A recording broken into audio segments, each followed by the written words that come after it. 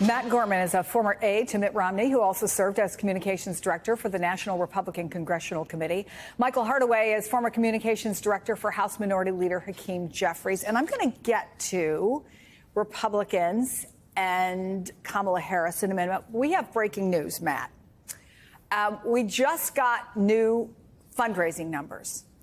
Kamala Harris has been running for president since the day, essentially, that Joe Biden stepped down and almost immediately said he was backing her. So 80 days. She has crossed the $1 billion mark. She has raised $1 billion in 80 days. My very complicated question for you, Matt, is what?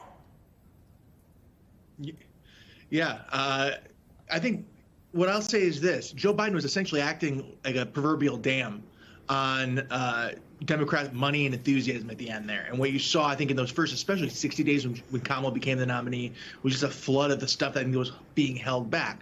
Now, the great paradox in a lot of this stuff is when it comes to presidential politics, money matters less than, say, if you were a House candidate. If the spending disparity were the same in, say, a House race, it'd be a big deal. But really, but you'd rather be Kamala Harris's bank account than Donald Trump's right now. Just like all of us, we'd rather have more money than less, of course. But when it comes to actually what it can do and move the needle, there are fewer ways. It's funny enough when you get to the presidential level, because it relies so much more on earned media than it does on, say, paid media, right? What one killer ad that you're going to put against Donald Trump that's suddenly going to change the race after he spent 10 years in the spotlight? A lot harder to do. Yeah, I mean, he is right about that, of course, Michael. Earned media is something Donald Trump has done extraordinarily well since the day he came down that golden escalator. But what can you do with $1 billion? And so help us get it into some perspective. What does it mean given this very different landscape that we're in right now? The biggest value of all that money is she should give it away. And she's already done this to some degree in writing a check to the DCCC, writing a check to the DNC and the DSCC, but she should write larger checks. Because if she wins or if she loses, we need to have a majority in the House. We need to have a majority in the Senate. And there are local groups that are doing that work. And so the answer to your question is, in less than a month, she can't spend that money, obviously, but she should give it away to the groups that can help Democrats control the House and control the Senate. I think also the CBC is doing good work on the ground, and I think that's another opportunity for her to spread out some of that cash. Okay, we're going to be watching. Oh, go ahead, Matt. Go ahead.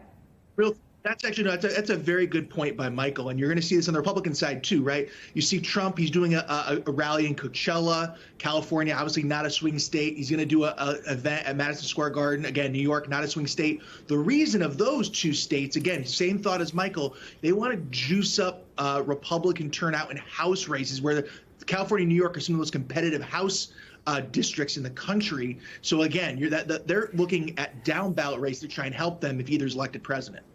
Okay, so, and I think there are actually three big venues, all not in battleground states, where he's going to be doing those kinds of events. But let me ask you about Mitt Romney, because you know him so well, Matt.